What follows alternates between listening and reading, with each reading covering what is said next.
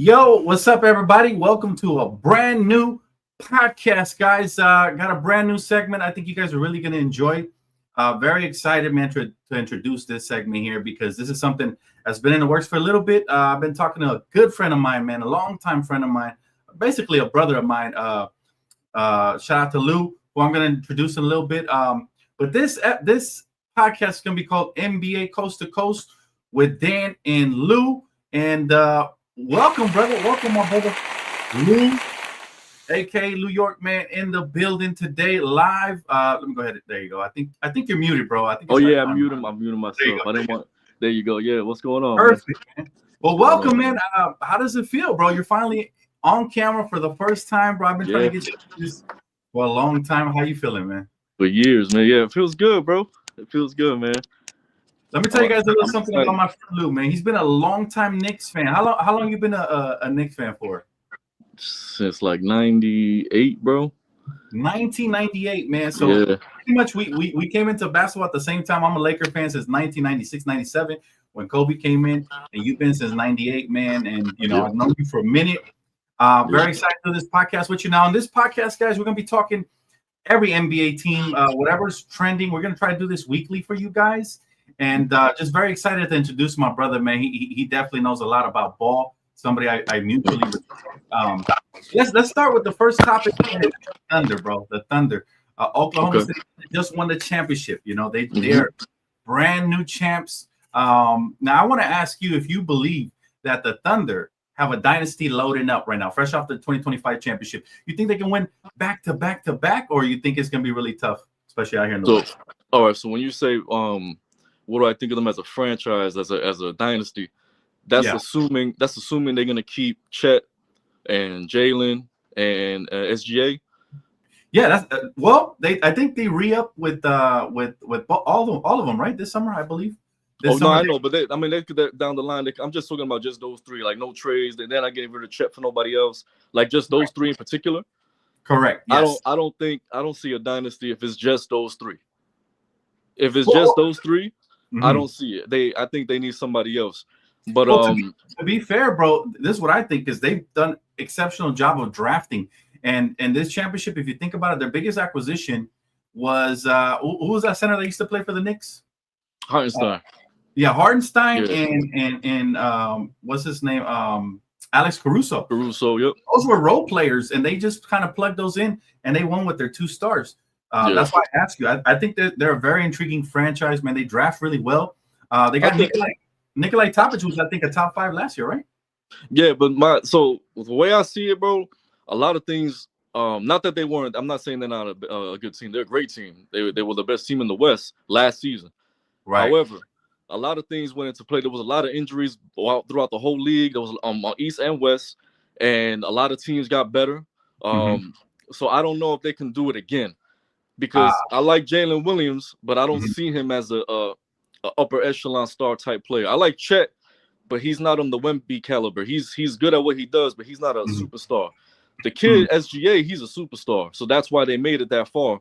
But remember, Chet went out for like the beginning of the season. Chet was out to January, right? A lot of if those things keep on happening, they're not gonna hit lightning in a bottle twice, man. So I'm a hold off on the dynasty talk. But they will be a title contender. I'll say that. They will be a title contender. I'm not going to give them the dynasty label. Yeah, it takes a lot to be a dynasty, man. I agree. And I think we have to kind of see a second championship before we even start talking about a dynasty. That's what I'm saying. It's like you said, a great point. Look at the Denver Nuggets, man. Everybody was glazing the Denver Nuggets when they won their championship. And I kept telling people, like, look, they're a one-trick pony. They hit one time. They got lucky. People got injured. They kind of had a easier path to the finals. And they won a championship. At that time, Jokic was the best player in the NBA. Now, I don't think we can say that anymore. Who do you think is the best player in the NBA today, brother? Because we got options. I can give you some names. So aside from Jalen Brunson, because I know a lot of people are going to disagree. Aside from him. Not our Knicks fan, y'all. Excuse him, y'all. But all joking aside, in my personal opinion, a lot of people don't agree with me. I still think it's Giannis. I think he is the best player in the league. I just think he's in a real bad situation. His team's real cheap. They just traded. They got rid of Dame already after the injury. He got a real bad organization. even with that, he's still carrying that team always top 3 in the East, always a final championship contender. So if he goes somewhere where they're taking him serious and they utilize him the way he is, then yeah, I can see he's still the best one-on-one player. Like individually, if I started a draft right now and you told me, hey, you got the first pick and we're going off of all players in the NBA and you giving me the first pick to win a 7-game series, not to start a franchise, but pick up ball 5v5. I'm getting the first pick. I'm taking Giannis. I'm going Giannis. I'm surprised you went Giannis over Shea, who just everyone crown, man. I'm surprised you went Giannis over Luka. Everyone. Quite frankly, I'm offended you went Giannis over Luka. But Giannis is a champion, so I'll give him his due. Luka's not yet. Keyword yet. But Giannis is a good pick. I'm not mad at that. And we're gonna have a little ranking a little later on. For me, bro, I and again, taking off my Laker cap and everything, I think you have to give it to Shea for now, just because he accomplished something that not a lot of people. I think there was a short list. I think Jordan was on that list. I forgot what other player was on that list, but basically somebody who won, MVP, and Finals MVP, and a championship all in the same year. Like it hasn't happened very often. Did he lead the league in scoring this year? I believe so. Yes. I think that was another thing added to that list. That's what it was. Yeah, that was a triple crown right there. Led the league in scoring, MVP, and so I got until somebody unseats him from that seat, which I believe is going to happen, and I think it's going to happen this. You know who I'm picking. I got you. Through, man. He looks in shape. He looks good, but I think right now we have to give it to him. Let's see. I'll read a couple comments. My guy said, "I'll be honest. Jokic is still the best in the league behind Luka, followed by Shea." That's an interesting take. And now let me ask you this. That's not a bad take. But what makes you think that Jokic is the best in the league? Because when I look at the best in the league, I'm looking at a player as a complete whole player, like not only what he did last season, but what he does on a year-to-year basis, right? And now Jokic puts up phenomenal numbers, right? But that's what he does. And I'm not a Jokic hater. I like Jokic, but I think we get caught up in stats way too much. In today's game, we get way too caught up in stats, triple doubles, and all that stuff. It looks very pretty, but when it comes down to it, that's not going to win you chips. Shea Gilgeous didn't act. What was Shea Gilgeous' stat line not in the regular season, in the playoffs? I don't even think he averaged a double in the playoffs. No, right? He didn't have a double, but he was putting up big numbers, man. He was putting up big numbers, but what I'm saying is them triple doubles look real good on paper, but it takes a lot more to win chips and to be the best. It's not all about stats all the time, and that's the issue I have with a lot of newer fans. I would say, nothing against it. I love my stats too, but you got to look past it sometimes. It takes a lot more to be the best. Exactly. We got to see the game within the game, and this is exactly why my argument is Jokic is not the best player in the league for multiple reasons, right? Yes, he puts up amazing stats, but he was nowhere near the championship. Matter of fact, after he did win the championship, he hasn't even made it back to the Western Conference Finals, right? The last couple of years. So, which I predicted would happen. Why? Because let's be honest, Jokic is a wonderful offensive player, but defensively, he's very mid. Very mid. He can get cooked defensively on any given night. And the worst, sorry to cut you off, and the worst part about that, though, is that he plays the position where naturally you should be the best defender on the team. Yeah. The center for the most, you want to be the rim protector. You want to get all the rebounds, protect the paint, and he doesn't do that half of the job. He's phenomenal on the other end, though. But like you were saying, he's all offense, man. And I'm gonna go a little. And I know Lou's not gonna like this. He's not a LeBron James fan, but I'm gonna say something controversial here. I still take LeBron over Jokic today, even at 40. Not for building for the future, but for one season and for what he brings to the table, fam. I'm still gonna take LeBron James because I feel like he's a more complete player, than Jokic is. Even in the playoffs, you can see he was our best defender. Even at 40, bro, which is weird to me. I think this is why we made some acquisitions this offseason. But I think, I'm not a LeBron fanboy by any means, but I am a Lakers fan. I'll tell you, I still take LeBron over Jokic. So I'm gonna ask you, Lou, and I'm gonna ask the chat and all you guys, what are your top 10 players heading into next season? I'm gonna give you my list first. Okay. I'm gonna give you my list just so it gives you time to process and prepare because you didn't know this question was coming. So coming into next season, I'm going to go Shea at number 1 just because, again, he's the reigning finals MVP and champion and scoring champion. I got to give him number 1 until somebody knocks him off, okay? No bias. At number 2, I'm gonna go Luka. All right, why? This man's an absolute scoring machine. He didn't have even half a season to get acclimated to the Lakers, and now we see him get in shape. We see him have a phenomenal, not Olympics, Euro basketball run, right? Where you could argue he was the best player. And he's got a lot to prove. He's got a chip on his shoulder. He's coming in hot. Yeah, he is. You right? You agree? Mm-hmm. Yeah, I do agree. He's gonna come in. He's gonna come in real disrespectful. I think so. I think he's gonna have an insane year. I think he's gonna be the MVP this year. That's just my guess, assuming he stays healthy. Everybody around him shitted on him, so he's gonna come in real disrespectful, and I'm gonna love it. But yeah, go ahead. Who's 3? Who's 3 for you? Number 3, I gotta go Giannis. I agree with you. I think he's a dominant two-way force. So I'm putting him ahead of Jokic as well because 30, 12, and 10 is what his stat line usually looks like, right? I'm trying to tell you, man. Yep. Yeah. Yep. So he's a great player, bro. He's already a champion. We always have to give Giannis his respect as long as he's healthy. Exactly. They haven't had a stacked team. Damian Lillard experiment didn't work, but now they traded for Miles Turner. I think that's going to be a dangerous look. Yeah. I think they're an underrated team for sure. And the East is wide open right now. We're going to get up a little bit into the Knicks later. At number 4, go ahead. No, go ahead. I'm listening. Oh no, I'm saying. So I got Shea, Luka, Giannis. Those are my top 3 for best player in the league coming in next year. And then at number 4, I'm going to go LeBron. All right, I can't bet against him. Even at 40, he's still putting up 26, 7, and 7. And it's an impactful 26, 7, and 7. It's not like he's playing for the Washington Wizards or anything like that. It's an impactful. We won 50 games last year. I gotta have LeBron at number 4. And then at number 5, I'll give Jokic his respect, even though I don't like him. Yeah, I know. I don't like Jokic, but I'll give him his respect. I'll put him at number 5, 3-time MVP. Obviously, I think 2 of those weren't deserved. But unmatched passing, great playmaker and scorer, and he always has his team in the playoffs right there. But before you get to 6, I want to see what you're gonna say, man, because you're not saying the name that should be in the top 5, and it's rubbing me the wrong way. I'm gonna let you go. That's number 6. That was number 6. I know what you're talking about. Who's that? That's number 6. That's Jalen Brunson, right? Oh no, you see, that wasn't it. I'll take Jalen Brunson at 6, but there's another guy that you can't stand that I got in my top 5. But go ahead. I know who you're gonna put. I'll leave it to you to put him there. Yeah. Go ahead. I'll put him there. I don't think he's that good anymore. I got you. I'll tell you why. At number 6, I got Jalen Brunson. All right, all NBA point guard, 25 points per game. Elite playmaking. The Knicks offense ain't shit without him. He is the Knicks offense. Literally. Yep. And so I absolutely love Jalen Brunson, one of my favorite players. At number 7, I give you Curry. Okay. Right? I know that's where you wanted him top 5. All right. For multiple one last year, even though he had a good season, right? He had an elite season. I did notice he was slowing down. Now we're talking about the 2026 season. We're not talking about last year. If we're talking about last year, then all right. Then I would say, okay, last year I would have put him top 5. But this year, I'm gonna put him at 7 under Jalen Brunson simply because he's getting older. Okay.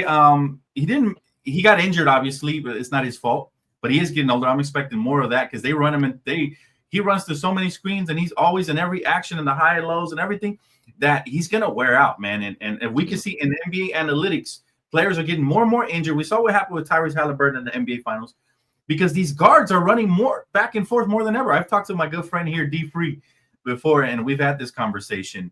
Before now. Let me see. D Free has a question here. He said, "Why does Giannis get the bad team excuse, but not the others?" He also is in the East, for example. The Nuggets had arguably the worst bench last year. Conversely, Shea had the best team. I'll tell you why. Because not only was he injured, but Chris Middleton was injured.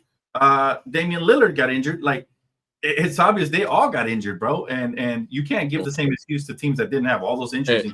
And I would like to add to that, too. Another reason why I would say that we give the Giannis the nod for the bad. I didn't say bad team as in roster. I was talking about bad management. The Bucks are very, very badly managed, man, and they're cheap. At least Denver, they try. They don't always get the guys they want, but they try to put guys around Jokic. It just don't work. Right. But Giannis, that organization, man, they don't give him anything to work with, and he just goes out there and hoops. That's the reason why. I'm not saying his teammates were bad. I'm just saying that every time he asks for something or suggests something, they never give him what he wants. Dame was the first time that they got something. I don't even think he wanted Dame.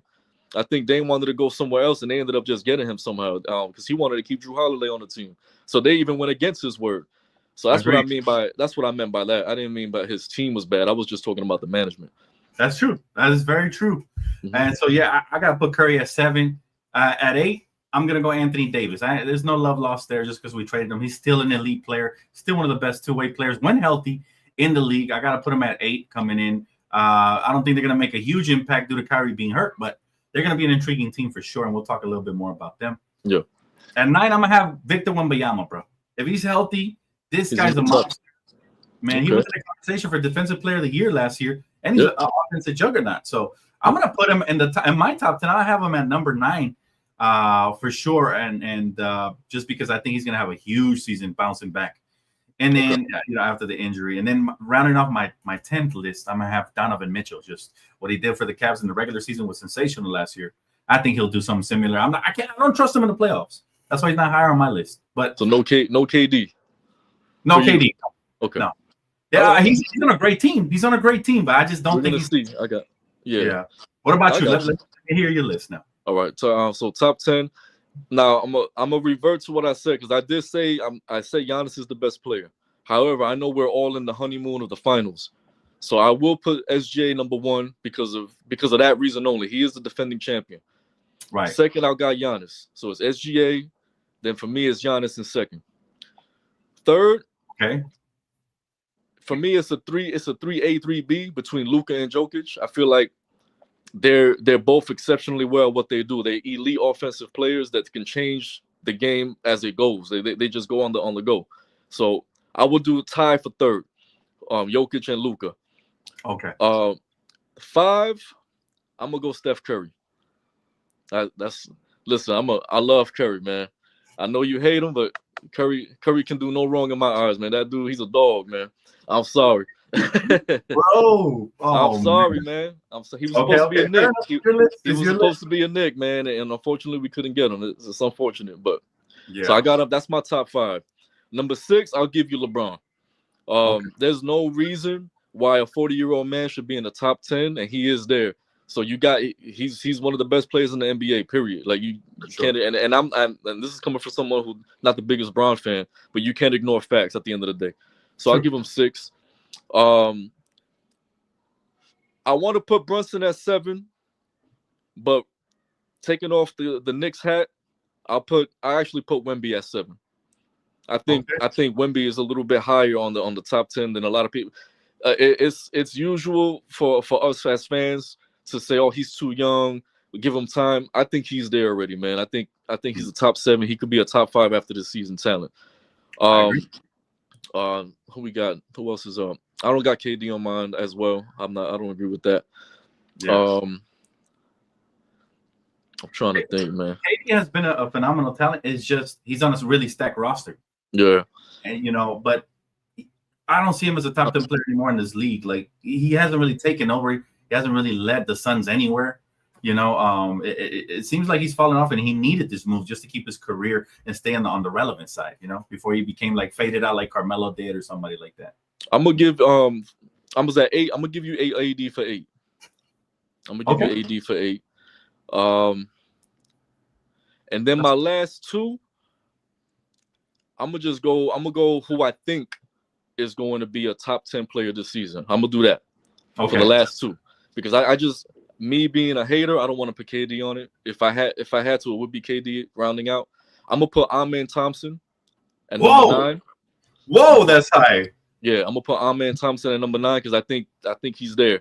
I think he's. If you look at his numbers and his impact from like February up into the playoffs, he was a top 10 dude, man. He was just all over the place. Hold on, that man said Amen Thompson. Hold up. Amen from the Houston Rockets. That's my heart right there. That's the craziest take you had today, man. And I love Amen Thompson, but wow, that's high. I'm telling you, he's gonna, and I think they're gonna put him at point guard. I think they're gonna throw him at the 1 and see how that goes. So I got him at number 9. He might let me down, but I got him at number 9. And number 10, as much as I hate him, I'm gonna put Trae Young.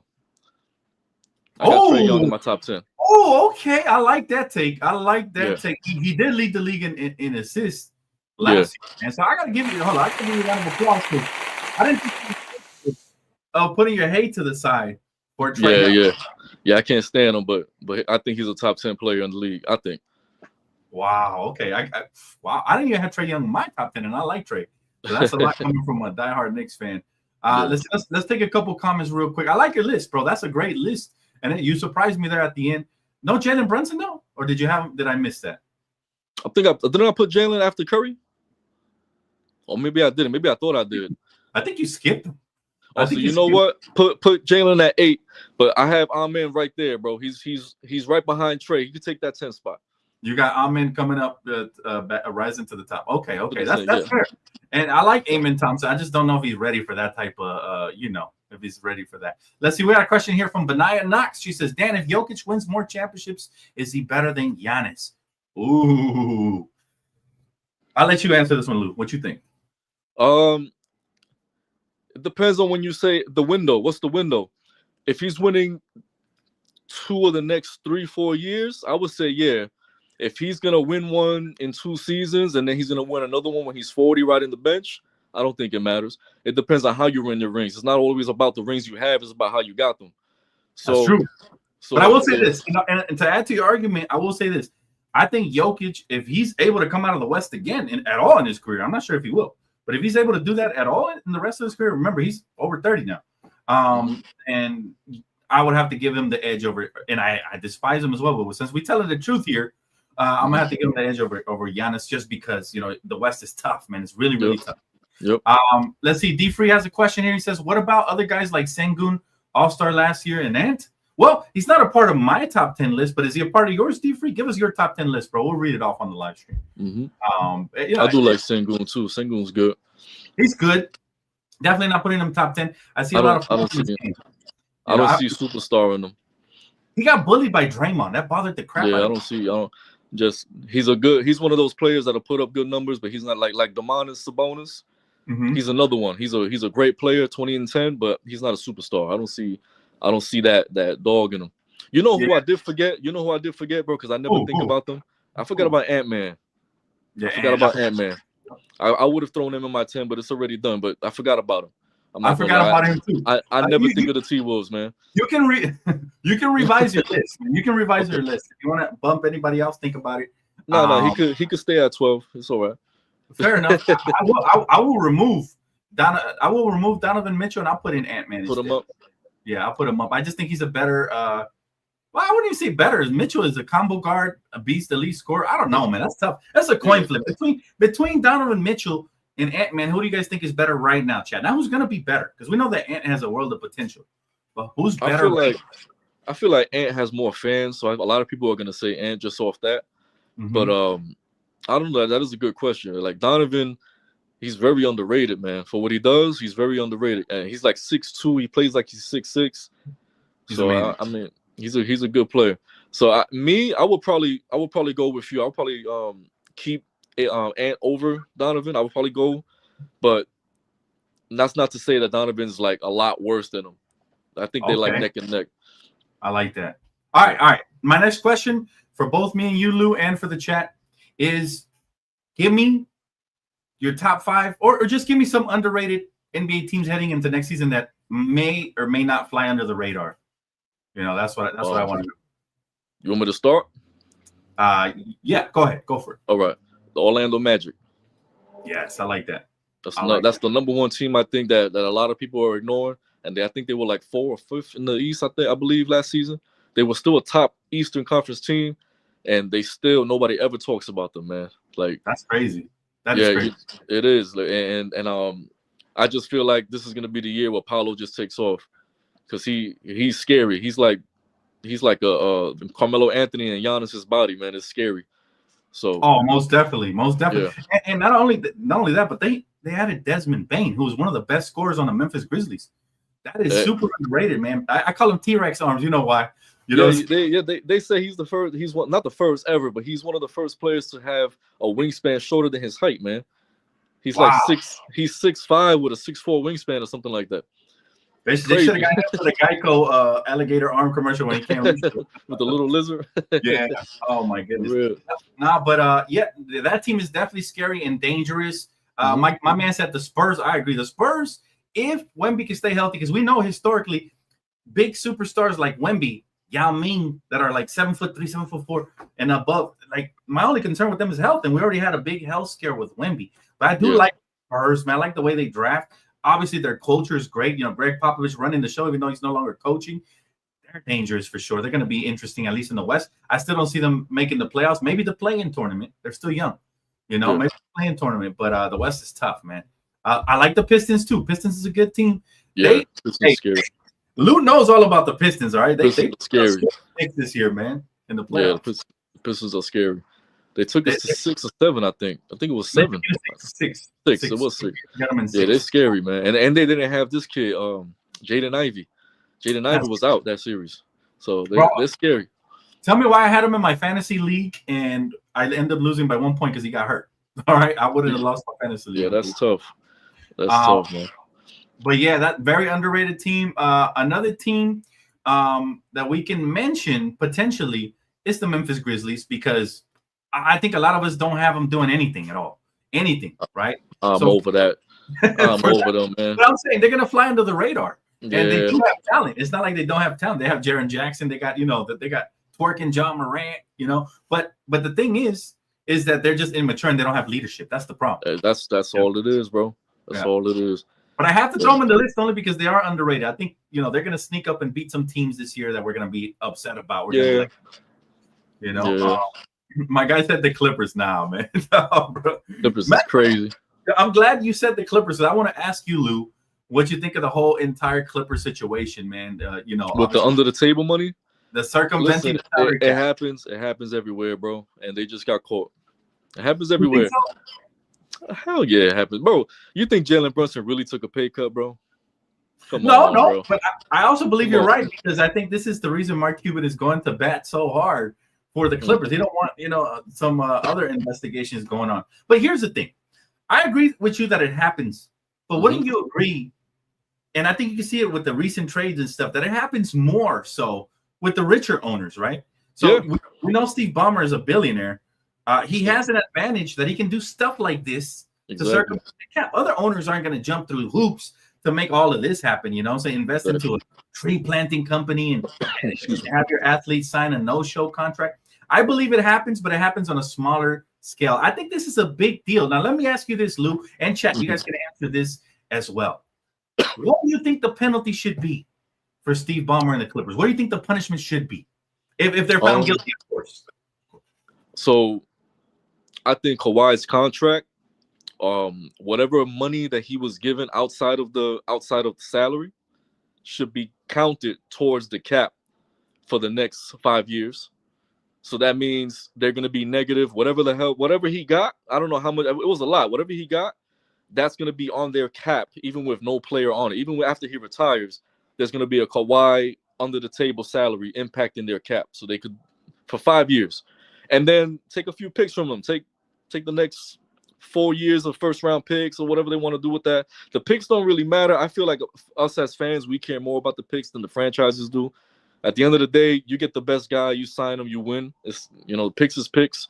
But I think if you tell them, hey, you know what, your cap is supposed to be $120 million, but now you're at 80 because we're gonna take this $40 million and you're stuck with that for the next 5 years, that's gonna hurt a lot more because you can't sign anybody, you can't sign big names, you can't sign good role players. You're stuck because of something that you wanted to do under the table. That's my opinion. That's a great take. I will say this: I like that. I actually really like that take right there because I think that is fair punishment. However, I'm going to go one step further, Lou, because I think you can't trust an owner like this, that he won't find other ways to make this happen, right? This is what I would do if I'm the commissioner. I'm sending a hard message to the rest of the ownership group in the NBA. You can't be – if you're going to do this, you better not get caught because this is what's going to happen to you. For one, I would void Kawhi's contract. However, the cap space, it remains on the books, meaning that the Clippers can't make any salary moves with that money for the remainder of Kawhi's contract, right? That's number one. Number two, I'll take a pick or two away from them. They don't have too many, man. They've been giving away picks like it's charity, bro. Exactly. So they don't have too many picks, so you can't really punish them there. But the other thing I would do is I would suspend Ballmer for at least a year. So you cannot be anywhere around the team. You cannot, you can't chime in, none of that. You can make decisions behind the scenes, but we don't want to see your face anywhere near the Clippers. That way, it sends a message. The other option would be to completely force them to sell, but I think that's a little too harsh. They did that already with the other guy, Sterling. Yeah, So and they're not plus, gonna do it again. I don't like him, but a lot of NBA owners and NBA media love Steve Ballmer. They think he's good for the league, so they're gonna keep him around for sure. Yeah. Let's see. My guy D Free has his list. He said, "All right, A and B, Jokic and Luka." I know you're gonna have Jokic up there, but you're the biggest Jokic blazer out here, man. I love D Free. Number 3, he says Shea. Okay, 4, Giannis. 5. Now he's splitting them again. AB, LeBron, and Steph. There you go again. Reaching. I like that. At number 7, he got Brunson. Number 8, Tatum is out for the year, brother. Yeah, and Hallie and Tatum are both out, man. Yeah. So I think you forgot. Tatum is out. 9 and 10 AD. Remember, this was a ranking for this upcoming season, not overall where we feel like they are in their careers, just for next season. So just substitute somebody out there. My man went 11 through 15 with this thing, man. Top 10. But yeah, no, absolutely agree, man. I think there needs to be punishment for the Clippers for sure, and a message needs to be sent. All right, we've been holding this off long enough, man, but we got to talk about our 2 favorite teams. My Lakers and your Knicks, man. Let's go, man. First and foremost, your Knicks. Let's start with the Knicks. Okay. I think they were special in free agency this year. Yeah. What they did, I think everything you guys did, I think is perfect. Matter of fact, since you guys acquired Leon Rose, you guys have been perfect in a lot of your moves. What is your favorite thing, or where do you think the Knicks are going to end up this year, and why? Like based on. So I say for me, and I mean it this time. I always used to say it jokingly, but now I mean it. It's finals or bust. Ooh, and the reason why I say that this year, Hallie's out and Tatum's out, and I think Embiid's going to be out for a bit. Right. So realistically, it's only Cleveland and New York, and there's no reason why after the acquisitions we made, we got Yabusele, we picked up Jordan Clarkson to come off the bench. Love it. We re-signed McBride, huh? Didn't you get Malcolm Brogdon as well? We just signed Malcolm Brogdon as a backup point guard, and we re-signed McBride as well. Mm-hmm. So our bench is stacked. Our starters have always been stacked. There's no reason for us to not get to the finals. And I love Cleveland, but Karl Anthony Towns and Brunson there's too much firepower there to say, oh well, yeah, but Cleveland's the better team now. F that. It's finals or bust. I don't want to hear that. And if we don't make it to the finals, unfortunately, I feel like the coaching change happened too quick because Mike Brown's going to take the fall if they don't make it to the finals, and I think that's unfair. I think Thibodeau should have had one more year, and it should have been finals or bust. Get rid of him. I agree. But if they don't make it to the finals, we got to shake something up because that all offense that we got going on, your 2 best players, in my opinion, they can't be all offensive players. I feel like you need a 2-way guy to be your best guy. And right now we're going on 2 offensive juggernauts. So we're trying to do something that usually doesn't win, but I still think it's finals or bust for the Knicks. I agree. My take on the Knicks is exactly the same. The finals or bust. You guys fired Tom Thibodeau because he runs players into the ground. But I heard, there were rumblings. My source told me that there was players that complained about that after the postseason to management. But you guys hired Mike Brown, man. Mike Brown to me is an underrated coach. He is an underrated coach. I like Mike Brown. I think that was a good hire. When my Lakers hired him, it was just the wrong timing. We were kind of like in a rebuild weird phase. But Mike Brown is a good hire. I like the fact that you guys extended Mikal Bridges to a team-friendly, 4-year deal. I like the fact that you guys brought back OG Anunoby because at one point I thought y'all was going to shoot between them 2. And then the offseason, Yabusele was really nice for the Sixers last year. He's going to be nice. Clarkson won 6 Man of the Year, or I think did he win? Like 2 years ago. Yeah, it was like 2 seasons ago, I believe. I've always been a fan of his scoring off the bench. You need that scoring punch. I wish my Lakers would have picked him up, honestly. Yeah. And then you got Malcolm Brogdon. I think those 3 alone have improved your roster tremendously. Exactly. And I like what you guys have done there. So, yeah, I think it's finals or bust for you guys as well. Now, let's move on a little bit to my Lakers, man, because, I've been getting this, man. I'm excited. I think we had an A offseason. As a matter of fact, A+, because we extended Luka, So I'm going to say A+ offseason. We extend Luka to a 3-year, $165 million, right? Yep. We didn't. That was the biggest question mark. Yeah, we didn't extend LeBron, which kind of sent the signal that we're moving, in the Luka direction, which I think is the right thing now, right? Yeah. I didn't like re-upping Jackson Hayes. I'm not a fan of his, but we did get DeAndre Ayton off the buyout market, right? Yeah. Jake LaRavia, who's a little underrated wing. We get Marcus Smart, who's been one of my favorite defenders for a while when he's healthy. I think that was a big You see my Lakers ending up. What do I think? Yeah. Where do you see our Lakers ending up? Like it, and again, it's the age-old question: when is LeBron James gonna take that step down? And we haven't seen it yet. So I think it goes off that, man. If he's still LeBron, like he's been LeBron the last 2-3 years, I wouldn't say finals or bust with the Lakers, but it's definitely you gotta at the very least get to the Western Conference Finals. I feel with that, because you got a lot of talent on that team, and you got a prime Luka. There's no reason to not get there, in my opinion. But I wouldn't say finals or bust because blow for blow with OKC, they're a lot more younger, and I feel like they will have the edge athletically and defensively over the Lakers at the moment. Now, I don't know how good Aiden's going to be. He's playing on a contract year, right? He's on a 1-year deal. Yeah, hey, can you check your mic really quick? It sounds a little muffled. Oh, I'm sorry. Yeah, hold on. I'm sorry. Right there. Go ahead. Aiden's on a 1-year deal, right? Mm-hmm. So he loves his money. He might become a 20-10 guy because he wants that bread.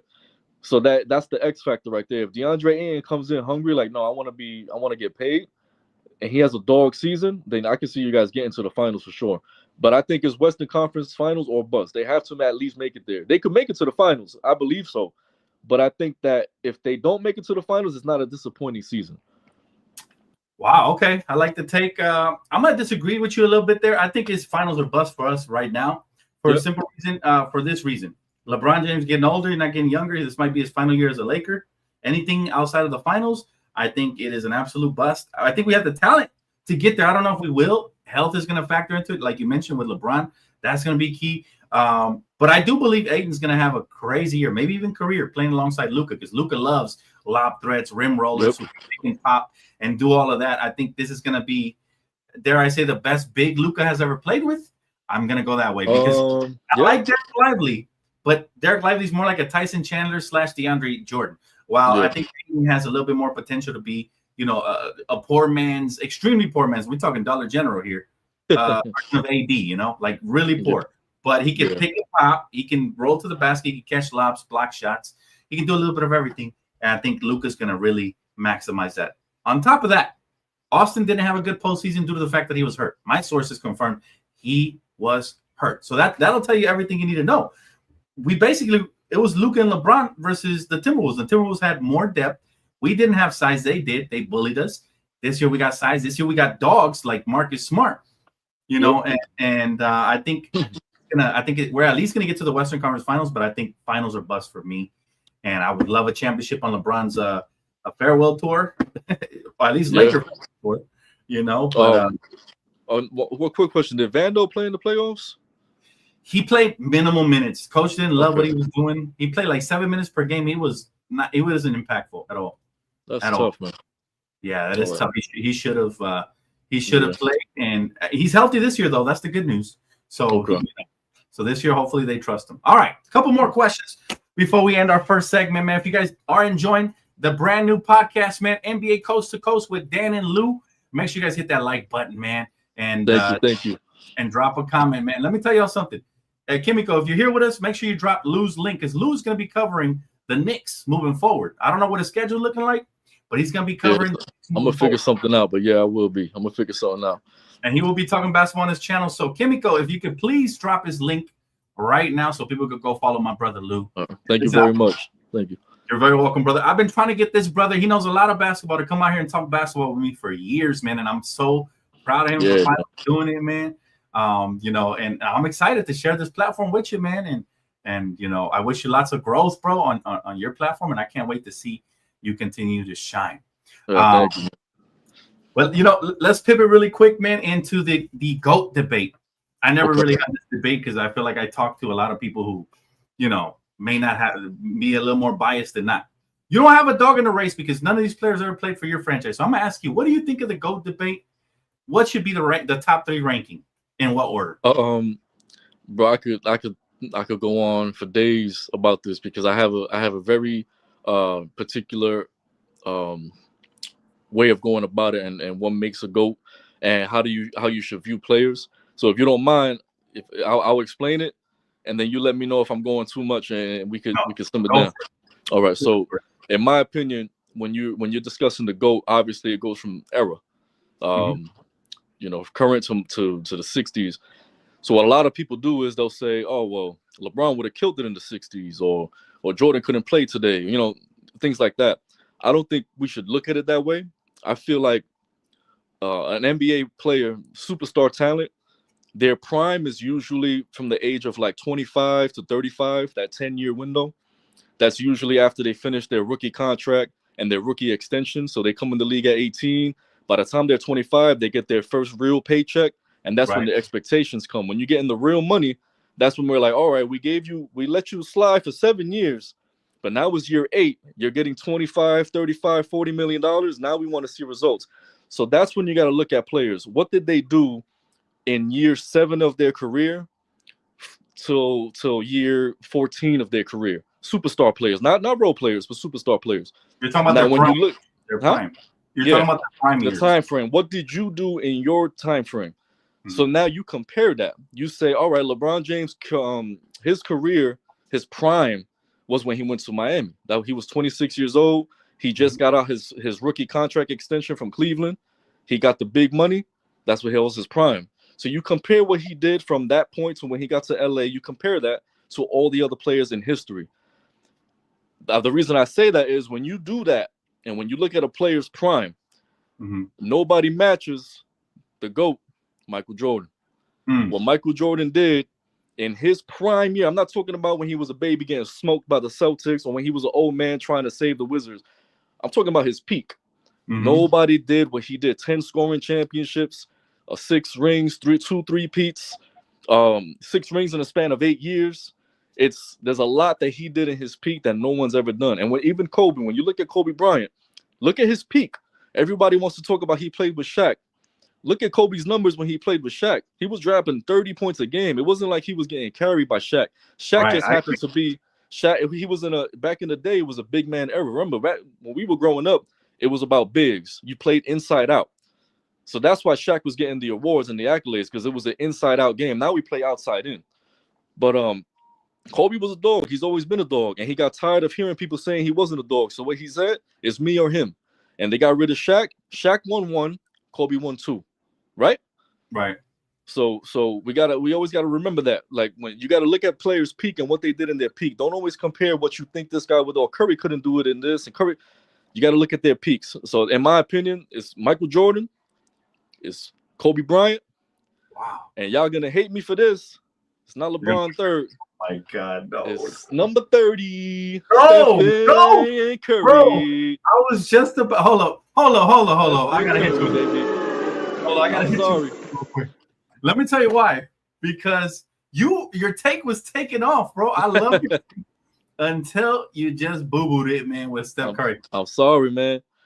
I'm sorry. That whole take was special till it, and then it took a sharp turn. Now, this is why I can't put Curry there. Now, I like your whole take about, matter of fact, you know what? I'm gonna give you a partial celebration because the whole take about the prime numbers, you got it. Right? That's on point. On point. But Curry isn't even a top 5 player in the league in history. I just don't like Bron, man. No, I get it. I get it. So that's a biased take, but I respect it. It is a biased take. But I will say this. Curry, the reason I can never put him in the GOAT conversation is because when you look at the GOATs, when you look at LeBron James, Michael Jordan, Kobe Bryant, no matter what order you want to put them in, they're all two-way players. All of them. Yes, they are. And they're all leaders of their team, meaning they all commanded the locker room. When they were there was respect. Curry does not command the locker room. People are knocking people out in their locker room. Curry's not stepping in. Steve Kerr not even stepping in, bro. Everybody's scared of Draymond. I can't have him in the GOAT debate if he's a one-way player, all offense, and he's not a true leader of men. I can't do it. One second. However, there's a reason why we play outside in now. There's a reason why we do that, man. It's because of that one dude, Steph Curry. He literally changed how GMs structure their teams, man, and how they scout talent. Now everybody wants ISO-heavy players that can dribble and shoot the ball. It's because of him. When LeBron was dominating the league, it's hard to find a 6'8", 6'9" guy, 250 that could jump out the gym. Curry changed how GMs approach team construction. I think now we're going back towards bigs. I feel like a lot of the players today are tall and like Luka Doncic was 6'7", 6'8" point guard. Now we're going back to the height era. I feel like it goes back and forth. But Curry changed the game, man, and we can't ignore that. No, we can't ignore that, definitely. But I believe Mike D'Antoni and Steve Nash were about to change the game had they won a championship, because they were the originators of running gun and three-point shooting. And Don Nelson, too, with the Warriors. So I believe because they didn't win a championship, the league didn't change, but it was trying to change then. I remember teams trying to speed it up. Curry did change the game, but I might argue that he changed the game for the worst, because not everybody wants to play small ball. Not everybody wants to back up threes. You got the Jordan Pooles of the league. You know, you got. But it's not his fault. It's not Curry's fault. But you got the number one thing. You know what the number one thing they teach you as a man? This is what they tell us as men. They say self-awareness is the number one thing in your life. If you have self-awareness, you're gonna go far in life. So when players that want to be Curry, you could want to be him, but you got to have self-awareness that you're not him. And that's where the confusion comes in. It's not Curry's fault. Everybody wants to try to be him. He's just that good. And I blame coaches coming up, AAU talent coaches and stuff like that. They allow that to happen, and they come into the league thinking they're Curry. And then, like you said, we get a bunch of Jordan Pooles and Nick Youngs, and it's not pretty. I can't. I respect you, you know, Ball. I just gotta respectfully disagree that Curry's in the 5 simply because he's not a two-way player, and I rest my case there. You know, he's not a lockdown defender. The other guys in their prime, man. You know, one of LeBron's signature plays, you know, blocked by James in the finals. You know, so it's like, to me, you have to be a complete player to even be mentioned in the GOAT conversation. I'll put Kareem over Curry. I'll put Magic over Curry. I'll put who else? I'm running a train over Curry. Hold up. Magic? You putting Magic over Curry? Magic, 5-time champion, rookie finals MVP, could play all 5 positions. Curry could never. Okay. And he stepped up when there was an injury. He stepped up when Kareem he plays center. He plays center. He plays center. So I'm telling you right now, I don't even, to be honest, I think Curry's not even a point guard. He's a shooting guard, but he's so small that they play him at the point guard position. I just don't see him as a primary playmaker. When I think of the definition point guard, you know, it's somebody who sets the table for his teammates first and then scores like a playmaker. Magic he sets his team ups up in different ways, though. Yeah, for sure. You know, like he draws so much attention that his guys get open. So it's kind of a different style of playmaking. But I see what you're saying, though. I just think primarily he's a scorer first and a playmaker second. But man, your list is great. Your take was great on the GOAT debate until we got to that little point, man. Taking my bias off, I have to put Bron at third. I just don't like him, man. But you know what I mean. Yeah. But as long as we don't put Jokic on the list, we good, bro. Mutual understanding. He's far from the GOAT right now. They think he's a GOAT already. They think he's the greatest big player ever. And I feel dumb asking you this, but I'm gonna ask you, where do you have Kobe? He's got to be in your top 3. Oh, Kobe's my number 1 player ever. And I'll tell you why. I will tell you why. Obviously, I didn't watch Michael Jordan play in his prime, so I have no say there. And it is biased because Kobe's the reason I got into basketball, right? Watching him his rookie season. And so on. Dan, real quick, I'm going to just turn my light on because it's getting dark outside. Yeah, you got it. But to answer your question, and I'll answer it here for the audience, Kobe Bryant, in my opinion, is the GOAT for not only what he did on the court, but what he did off the court. Okay, what Kobe Bryant did off the court was a way of life. You know, the seriousness in which he approached basketball is basically he was an extension of the fans, you know? And what I mean by that is basketball wasn't just a sport to Kobe. It was a way of life. The Mamba mentality was his mantra. I feel like he was the Bruce Lee of basketball. And I can't say that about any other player. I can't say that about Jordan. And Kobe did things Jordan never did, like scoring 81 points. You know what I'm saying? Winning with 2 different sets of stars, while Jordan won with Pippen. Was his main set of, you know, a star that he won with. You know, Kobe won with Shaq, then he won with Gasol. You know, so I like Kobe Bryant because I feel like it was an evolution to his game. He went from primary scorer to overall leader, and we saw him grow up before us and become the player that he ended up being. But I wouldn't argue if you picked any of the 3, whether it was LeBron, Jordan, or Kobe. I can't be mad at it. The only one I'm mad at is Jokic or Curry. One-way players are not on my list. And how do you feel about Tim Duncan? Because he's in my top 5. Tim Duncan is the greatest power forward of all time. Okay. So I'm not mad in my top 5. I'm not mad if you put him there. I'm not mad if you put him there. However, I get really mad when people say he was a better player than Kobe Bryant. Okay. because Kobe Bryant could win under any system with his will, right? While I believe Tim Duncan was a beneficiary of Greg Popovich's system and, just playing within the game and having the comfort of playing with Tony Parker and Manu Ginobili throughout his career. You know what I mean? But I agree with that to an extent. The reason why I don't fully agree with that is because when they signed LaMarcus Aldridge to fill in that gap and play that same role, we saw really quickly why Tim Duncan was Tim Duncan and why LaMarcus Aldridge was LaMarcus Aldridge. Just because he was a part of the system, but you got to be a very fundamental guy to play within that system and dominate at the same time. He was a ball-sharing power forward that averaged 25 and 10. You know what I'm saying? So he's a very special player. I got him in my top 5 for sure. And anyone that's watching, I'm not sure like what the audience might look like, but if you're an older person, it's no disrespect to the guys that played before Jordan. I just wasn't alive to see them. So it's hard for me to make a realistic take and say I got Kareem or Bill Russell or somebody because I've never seen them play to make an accurate assessment on that. So before anyone says anything, it's no disrespect to the older players at all. It's just I go from what I've seen and what I've witnessed. And that's how I make my list. Yeah, that's a great list. I don't have Tim Duncan in my top 5, but that's just a personal preference, just because he bored the shit out of me, bro. Mr. I'm sorry. But I think it was a lot funner to watch Dirk Nowitzki. Of course, Tim Duncan's a better player, but I think, and we can argue this, but I think the greatest finals I ever saw, that's not including my Lakers, I have to go Dirk versus the Miami Heat. That was special, man. When I saw Dirk, the way he dismantled the Miami Heat, he looked like the perfect offensive weapon if you've ever seen one. And matter of fact, I'll go as far as to say, and people were going to shit on me for this because obviously Jokic is a way better player. But in their primes, I'm taking Dirk because he was an absolute killer, man. Absolute killer. Not to say Jokic isn't, but I think that finals that he put up against the Heat, man, should elevate him amongst the best, man. I think that was just epic. Not a lot of people that could have beat that team in their prime.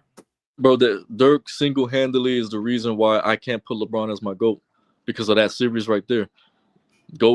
That GOAT debate for me was over once that series happened. I was like, there's no way in hell I could put him as the greatest player of all time after that.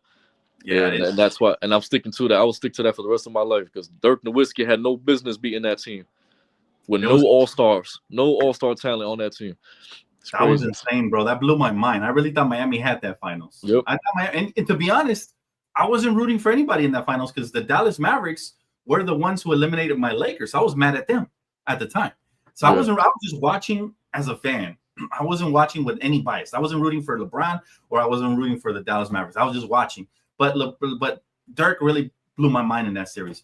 He won with a bunch of has-beens. But let's be honest, Jason Kidd was towards the end of his career. Tyson Chandler was pretty much done. Jason Terry, was the second best player on that team offensively. Shawn Marion too. Shawn Marion was washed up. Yeah. So, but it was tremendous, bro. And I will say that was a special series right there. All right, let's move on a little bit from the GOAT debate. We talked about our top 10 players. We talked about the GOAT debate. Now let's talk about who's the clutchest player in the NBA today. In your opinion? He's in New York. He won the award for it. He did win the award for it. He won the award for it. And he's pretty clutch, so I ain't mad at you for saying that. Jalen Brunson for sure. I had a lot of fun watching him, by the way, in the playoffs, especially. The way he was going off and putting the team on his back, man. Yeah, he's a bucket getter, man. But you think he's gonna be the best, the clutchest player in the NBA moving forward, like this year, next year? I don't think so. I would give it to either Luka or SGA. I would give one of those guys because they got Brunson has the ball in his hands a lot, but we got a new coach. So I don't know what's gonna happen there. Luka, I don't care who's coaching him. Luka's gonna have the ball in his hand. SGA, we already seen what he's doing with the ball. It will be those two, and that's it. Those are my two picks. They're two picks. Yeah, okay. SGA or Luka. All right. Those are great picks. I'm gonna go Luka. I'm biased. I'm gonna go Luka, but I think Jalen Brunson's top 3 clutch player in this league for sure. Moving forward, I think so. Oh yeah, after this season, I'm just saying, I'm thinking about ahead for next season. I don't see Brunson winning that again. Like if you're talking about like in my opinion or the award, like who's gonna win the award? I think in your opinion, who's the clutchest player in the NBA right now moving forward? I'm talking about who's the current Because there's no Kobe Bryant, but who, like, if you know, who is the current guy filling that role? Like, it's the biggest killer, the one they fear the most. Okay. I thought you were asking specifically for the reward, like who's gonna win the award. That's what I thought you meant. Yeah. Well, okay, I mean, you answered perfectly. It was okay. Great. No, yeah, I would still have Luka, but I have a I don't know. I like this kid. This kid. I said in the Houston Rockets. I like that kid a lot, man. Amen Thompson. I'm telling you. Amen. I know he don't got a jump shot, but I'm telling you, I like that kid a lot. Like I really. So we're gonna talk about this in, let's say, December, and I'm gonna tell you that kid's special. I can see him becoming one of those guys that people go into the league like, how are we gonna stop this man? Don't let this guy touch the ball. Don't let this guy cut. I think he's gonna be the next guy that you got to really put your eyes on. Yeah, well, no, I really like him a lot. I don't know about clutches, but I like him a lot. Like, he's a great talent for sure. You know, two-way players are some of my favorite players in the league for sure. Got to ask you this though: if you're a GM, and let's just say all of the NBA got scattered, but you can only pick from one pool: NBA from US or NBA from international talent? International. International? You're going international? Right now, yeah. Yeah, easily. I think all the MVPs aside from Tatum were international players, right? All the top 5 talent MVPs were all international players, bro. It's a different game, man. It's a different game. Our American guys are all washed up. There's Durant and LeBron and Curry. All these young dudes are coming in from out of season. They're tearing the league up, man. That's how you know this league got soft. I'm sorry, I hate to say it, but our league got soft, man. You know, Kobe Bryant predicted this years ago, man, when he said that the NBA was you know, going away from the fundamentals. And that's what happened here, man. Those foreign players, bro, they are fundamentally safe. They know how to finish with either hand. They have so many moves they can go to, so many counters. It's not even that though, bro. Another thing you mentioned, Kobe. Another thing he mentioned too was the buddy stuff. He was never buddy. At the end of his career, Kobe Bryant started becoming more of a mentor. He started smiling more. You know, he was retiring. When he was playing, there was a straight face. He didn't care if you were his teammate or not. He didn't want to hear nothing but the game. If you were joking around the locker room, he was barking at you. If you were his opponent and you were his friend, he didn't fuck with you in the game. He was a killer. We lost that, bro. We don't have killers no more. Like everybody grows up on AAU. Everybody's playing together since they're 12 years old. They come in the draft together. They're holding hands, shaking hands. They want to team up.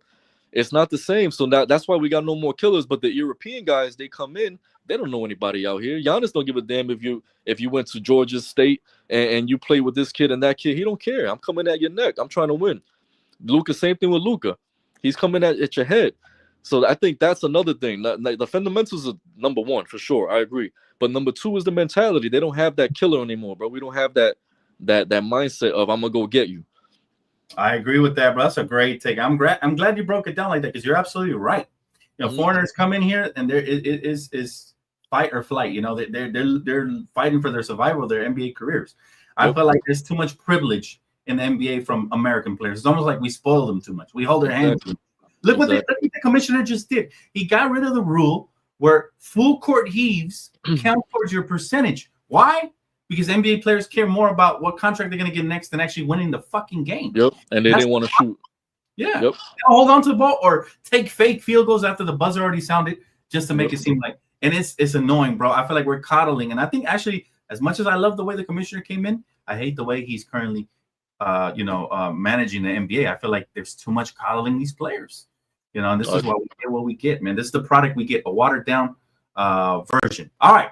Almost done here with the segment, guys. My final question for you, Lou, for this first episode of NBA Coast to Coast with Dan and Lou is give me your top 5 teams power ranking heading into next season. All right, top 5 teams. It's going to be Thunder number 1. Okay. I got New York number 2. Okay. I like that. I think they're going to be the best in the East, so I'm going to put them 2. Okay. I probably got LA at 3. Okay. Lakers, not Clippers. Of course. Obviously. I don't gotta say that on this channel. Yeah, I don't gotta say that on this channel. I know. The Lakers number 3. Cleveland at 4, and then I'm gonna put 5. I'm gonna give it to Houston. Oh, I like that. Houston. I like your list. It's a good list. It's a good list. I don't disagree with anything there. That is a really good list. This is my list. I'm gonna go Thunder number 1, defending champions. They got a bright future. They're young. They're gonna be here forever, for a while. I'm gonna go Thunder number 1. Number 2, all right, just based off of the offseason they added my guy Dorian Finney-Smith. I'm actually gonna go the Rockets. I think coming into the season. Now, these power rankings, they will change throughout the year as we make more podcasts. We'll switch them around and stuff, But for now, I got the Houston Rockets number 2. Number 3, I'm actually going to go the New York Knicks. And for the same reason that you said, is that the East is wide open and you guys got better. You guys got better now. That's pending the coach. If the coach clicks right away with the players, I think you guys are going to skyrocket for sure. Mm-hmm. If the coach doesn't click right away, then we might have to move them down the power rankings. Yep. Yeah. And then at number 4, I'm going to put the Lakers. I have the Lakers at number 4 simply because we won 50 last year and we got a lot better this offseason. Mm-hmm. I think we'll win minimal to 55 games. And then I think in the postseason, if we're healthy, we're going to make some serious damage. So I got us at number 4. And then number 5, I hate to throw them in there. They did have a good offseason. They reacquired Bruce Brown. That is the Denver Nuggets. Denver Nuggets, okay. Yeah, I got to throw them in there just because, they got better this offseason. That's what they did. I mean, that's that's a good list. I didn't put Denver there because I just feel like Cleveland will be a little bit better than them, record-wise. And the only reason I put LA over Houston, I just feel like Durant has a negative impact more than a positive one. Ooh, and I don't think they're gonna start as hot as they did when he wasn't on the team. It's gonna be a lot less ball movement and a lot more trying to get Durant to fit in. So the Lakers are gonna take advantage of that. And I feel, in my opinion, okay, I like that. It's gonna be a good season regardless, man. We're gonna be here all season for it, man. NBA coast to coast. That's gonna wrap it up for episode number 1, ladies and gentlemen. Well, thank you for having me, man. This was fun, man. It's a pleasure, bro. And who cares? We can really have this conversation forever, but I try to cap it off at the 1 hour mark, man, just to make it more listenable. I got you, bro. For the consumer. But I appreciate you, man, and I can't wait to cover this all year long. Once a week, we're gonna choose a day that's more convenient to you. But stay tuned, guys. If you guys did enjoy this episode, if you guys have any questions for me or Lou, make sure you guys tap in and drop it in the comment section. Hit that like button for your boy one time, and go follow my brother Lou. Again, he just opened up his channel. He's gonna be covering, the NBA, but primarily the Knicks, but the NBA in general. And shout out to Kimmy Goat right here for posting the link, man. She's always the goat of moderators here, man. Yeah, thank you very much, everyone. Thank you. I appreciate that. But the link is there. And again, thank you so much for joining us today, guys. We appreciate you. Signing off here from NBA Coast to Coast. See you guys next week. Peace. Peace.